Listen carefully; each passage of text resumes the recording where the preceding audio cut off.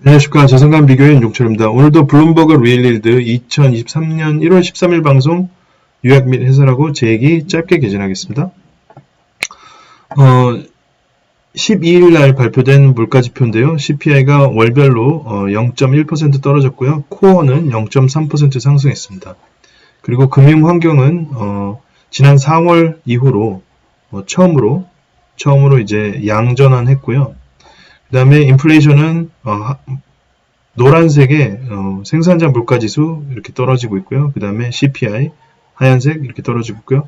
빨간색 연준이 가장 신뢰하는 PC 디플레이터는 또 이렇게 떨어지고 있습니다. 그 대신 연준의 그 점도표 경로하고 2023년 12월의 금리를 예상하는 시장의 가격 흐름이 75pp의 차이를 보이는 상황이 되겠습니다. 그 다음에 이번 물가지표에서 유일하게 튀었던 Services Less Energy Services, 그 중에서도 쉘터 부분, 이 부분에 대한 해석이 좀 필요합니다. 그래서 연준 의장께서 이 부분을 가장 많이 중요하게 보시는데요. 거주비가 이렇게 그만큼 월간으로 떨어지지 못한 이유에 여러 가지 이유가 있겠지만 이 Owners Equivalent Rent를 보면 이게 실제로 자가로 거주하시는 분들이 월세로 환산해서 조사에 임해서 답하는 내용을 반영하는 거기 때문에 좀 올라갈 때도 늦게 반영이 되고요. 내려갈 때도 늦게 반영이 되는 것을 알 수 있습니다. 그런 부분하고 그 다음에 이 집단을 6분의 1로 잘라서 월별로 그 서베이에 6분의 1씩만 반영을 하기 때문에 그렇기 때문에 이제 또 상승시나 하락시나 늦게 반영되는 것을 우리가 감안을 해야 되는 거죠. 그래서 이 거주비가 이만큼 상당히 꺾이지 않는 이유를 우리가 알고 또 실제로 질로나 프롭테크에서 발표하는 월세 지수가 떨어지는 것을 보면 이게 크게 걱정할 것은 아니다 이렇게 시장이 보는 것 같습니다. 오늘 출연진 세 분 소개하자면은 모건 스탠리의 미국과 유럽의 회사채 수장 나오셨고요. 스리칸트고 그 다음에 웰스파고의 글로벌 하이그레이드 고퀄리티의 뎁 신디켓의 수장 나오셨습니다. 글로벌 헤드고요. 그 다음에 피터는 아카데미 시큐리티즈의 마크로 전략의 수장이십니다. 금리 인상의 경로에 대해서 물은 것, 그 다음에 차주 중요 사항은 파이널 라운드는 아닌데요. 좀 앞으로 제가 뺐습니다. 그래서 금리 인상에 대해서 이제 물은 것에 대해서 스리칸트는 2월 달에 25pp 인상한 다음에 더 올리지 않고 쭉 유지를 한 다음에 12월쯤에 25pp 인하로 봤습니다. 그러니까 시장의 인하 예측보다는 덜 인하하는 걸로 봤고요. 모건 스탠리는. 그 다음에 마린 오카나는 당초에 2월달 50pp 인상을 25pp 인상으로 이제 수정해서 전망하셨고요. 그 다음에 그 대신 한 차례 정도 충분히 더 인상할 걸로 봤습니다. 피터는 이번 이제 인상이 불가할 걸로 이제 봤고요. 그 다음에 대놓고 이제 연준이 지나치게 지금 과도하게 인상하는 것에 폐해가 있을 수 있다 이 말씀을 이제 하셨습니다. 그래서 지금 소프트 랜딩을 기원하지만 올해 1분기에 물가가 마이너스를 치면서 추락할 가능성도 이제 보시는 겁니다. 차주의 중요한 사항에 대한 질문으로 이제 소프트 랜딩에 대한 얘기가 엄청 이제 많이 왔다 갔다 하면서 그런 상황이 되겠지만 다음 주말에는 가격적으로 좀 꺾일 가능성도 충분히 있다 이 말씀하셨습니다. 그 다음에 이제 마린은 차주의 중요한 사항은 결국엔 기업 실적이다. 이제 금요일 날 은행 실적을 JP모건 실적을 바탕으로 은행 실적들이 쭉 나오니까요. 이제 실적이 제일 중요하다. 그 다음에 스리카트는 그 중에서도 변동금리로 자금을 조달하는 비우량 기업의 실적들을 좀 유심히 들여다봐야지 된다. 이렇게 얘기를 했습니다. 마지막 5라운드로 10년물이 4%를 먼저 찍을 건지 3%를 먼저 찍을 건지 이자율이 그에 대한 답변으로 마린만 4%를 혹시라도 터치하고 3%로 올 수 있을 가능성이 있다 얘기했고요. 나머지 두 분은 3%에 먼저 도달할 것이다 말씀하셨습니다. 그다음에 지금 현재 장단기 금리가 역전되어 있는데요. 이게 이제 정상화할 것으로 보는지에 대해서는 스리칸트하고 머리는 아니라고 답변했고 피터는 어쩌면은 장단기 금리가 정상화하는 것을 시도하겠지만 도달할지는 모르겠다. 즉 단기금리와 장기금리가 같은 수준으로 실제로 도달할지는 모르겠다 이 말씀입니다. 자, 그래서 연준의 금리 인상의 경로에 있어서 여러 가지 얘기들이 나오는데 스리칸트는 지금부터 25p를 더 올리는 그 기간을 늘리는 것으로 금융 환경의 지나친 완화가 억제 가능하다 이 말씀을 좀 강조해서 해주셨습니다. 피터는 섣부른 금리 인상 후에 인하하는 것보다 조심스럽게 유지를 하거나 그리고 인상하거나 그런 것이 필요하고요. 그 다음 사실은 금리 인상보다는 quantitative tightening 즉 양적 긴축에 집중하는 것이 필요하다 이 말씀을 해주셨습니다. 우리가 2019년을 복귀해보면 금리 인상 사이클은 이미 끝나고 보험적 완화를 단행한 한 해였는데 이 양적 기축을 꾸준히 오토파일럿으로 하는 순간 9월달에 이 리포 금리가 10%까지 오르는 그런 발작적 환경이 있었지 않습니까? 그래서 이 양적 긴축만으로도 상당히 강력한 것이죠. 건들락이 예상을 했습니다. 연준보다 시장이 더 정확할 것이다. 이렇게 봤는데요.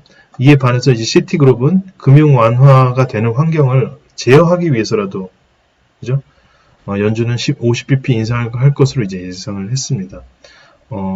이런 상황에서 사회자께서 자주 물어본 건데요. 물가 수준이 9%에서 6%, 또 6%에서 3% 이렇게 단계적으로 떨어질 때마다 난이도가 다를 텐데 금리의 변동성, 그때마다 변동성이 어떻게 될 것이냐, 즉 무브 인덱스가 어떻게 될 것이냐에 대한 질문이 있었습니다. 그래서 변동성이 상당히 클 수 있다. 머리는 얘기했고요. 시장이 이제 지나치게 앞서가는 완화적으로 되는 것을 좀 제어할 필요가 있다. 이렇게 말씀하셨습니다. 그리고 피터는 좀 공격적으로 연준이 단기적인 주식시장의 상황에 대해서 좀 더 이상 신경 쓰지 말아라. 그리고 이제 경기가 꺾이는 것에 대해서 집중해라 얘기를 했습니다. 그래서 지금 이렇게 물가가 꺾이는 이런 변곡점에서 지금 정치적인 환경도 연준에게 우호적이지 않다. 엘리자베스 워렌의 그런 발언을 보거나 아니면은 지금 주류 언론은 이미 물가 상승이 끝난 것으로 지금 물가가 잡힌 것으로 지금 단언하는 그런 분위기를 만들어가고 있는데 그런 환경에서도 지금 연준이 쉽게 금리를 올리기는 쉽지 않다. 뭐 이렇게 주장을 하셨고 본인이 이제 연준이 그렇게 하면 안 된다라는 식으로 지금 좀 대놓고 말씀을 하셨습니다. 그리고 이제 어떤 상품에 투자하는 것이 더 좋으냐로 이제 질문이 후반부로 가면서 이제 집중되었는데요. 그래서 뭐 대부분 다 퀄리티, 즉 IG가 더 낫다는 얘기에는 이제 머린하고 스리칸트, 그 다음에 피터도 어느 정도 이제 인정을 했습니다. 그리고 스리칸트가 강조하는 것은 결국에는 캐시플로우, 머린도 결국에는 개별 기업의 캐시플로우가 중요하다. 하이힐드에 투자하더라도 캐시플로우가 중요하다는 거죠. 당연한 말씀 해주셨고요. 그다음 사회자께서 피터에게 이제 어느 시장이 좀 취약할 것으로 보이냐, 뭐 이런 등등의 질문. 그리고 오히려 변동금리 상품인 이 레버리지 론 마켓이라는 게 사실 이럴 때 좀 잘 돼야 되는 거 아니냐 이런 질문에 대해서 대안으로서 지금 현재 엄청나게 출시되고 있는 Collateralized Loan Obligation, CLO ETF를 좀 좋게 얘기를 하셨고 심지어 어느 정도 좋을 것으로 얘기했냐면은 NCAA, 미국 전미 농구 그 선수권 보면 63개 팀의 승패를 정확하게 맞추는 것이 오히려 이 CLO가 깨지는 것보다 더 어렵다. 그러니까 CLO가 그만큼 안전한 상품이다. 좀 그렇게 얘기하셨습니다. 그래서 지금 이 트리플 A만 묶어서 만든 상품도 있고요.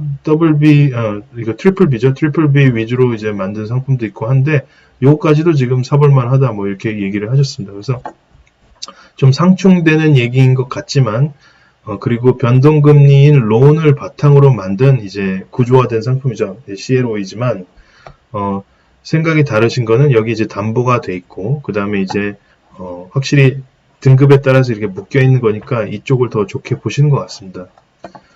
그리고 듀레이션에 대한 얘기를 하셨습니다. 그래서 머리안한테 사회자가 이제 단기가 낫냐, 장기가 낫냐, 뭐 그런 얘기겠죠. 그래서 거기에 대해서 좀 명확하게 표현하지 않고 각각의 장점을 좀 말씀하셨습니다. 그래서 토탈 리턴으로 보면은, 왜냐면은 단기가 지금 현재 뭐 이자도 많이 주고, 그 다음에 2년물이라고 하더라도 뭐 1년 뒤에는 이자율이 줄어들면서 가격이 상승할 확률이 상당히 있으니까 좋다고 보셨고, 또 장기의 장점은 뭐 예를 들어서 10년 혹은 30년, 20년 그 정도의 지금 이자를 줄 수 있는 거를 묶어 놓을 수 있는 거니까 각각에 대해서 좀 장점이 있는 걸로 좀 중립적으로 얘기를 하셨고요.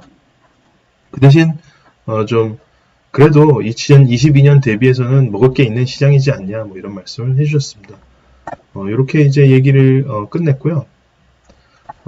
제가 갖고 있는 그런 스탠스나 생각은, 즉 1월 6일을 기점으로 그리고 그 데이터를 미리 알고 있던 분들은 이미 이제 신흥시장이나 미국 달러 외의 자산을 많이 사기 시작했겠죠.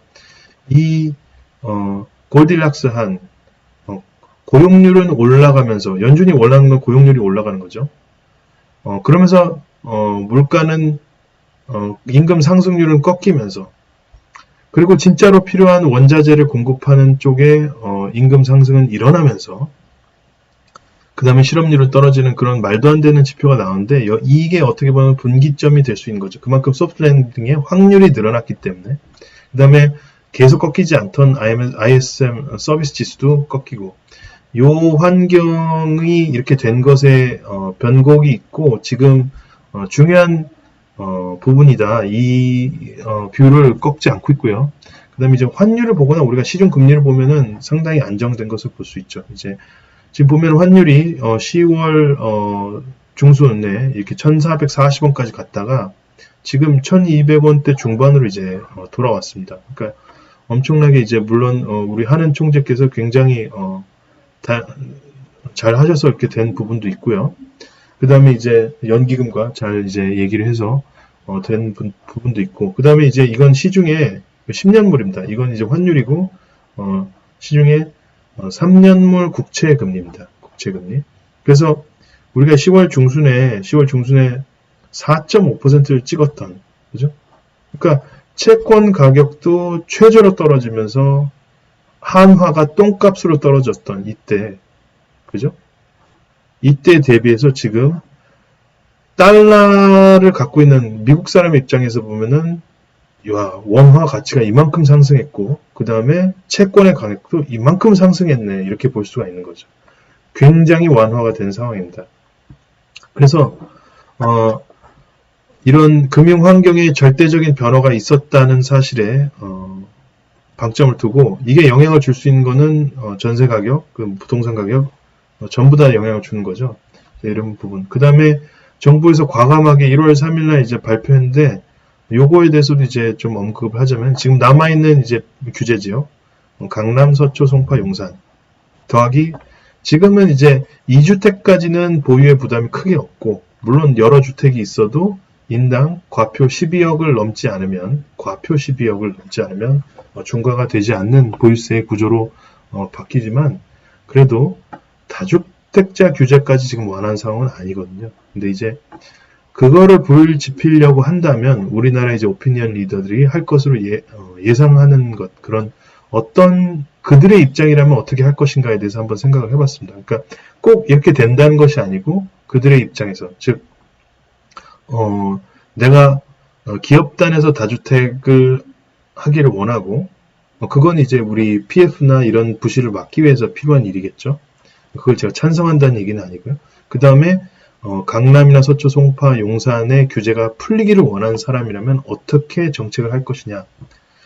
최대한 금융 환경이 이만큼 완화됐다는 것은 최대한 톤다운하고, 1월 13일에도 하느니 금리를 인상했다. 앞으로도 금리는 계속 올라갈 것이다.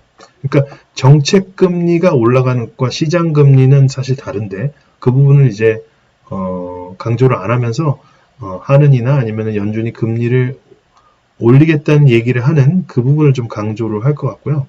그 다음에 전세가 하락을 막을 대책을 충분히 내놓을 것 같습니다. 이건 뭐 발굴할 필요도 없고 많이 나와 있으니까, 전세 대출만 고정으로 좀 해준다든지, 아니면은 낮게 전세 대출을 형성을 시킨다든지 여러 가지 방법이 있겠죠.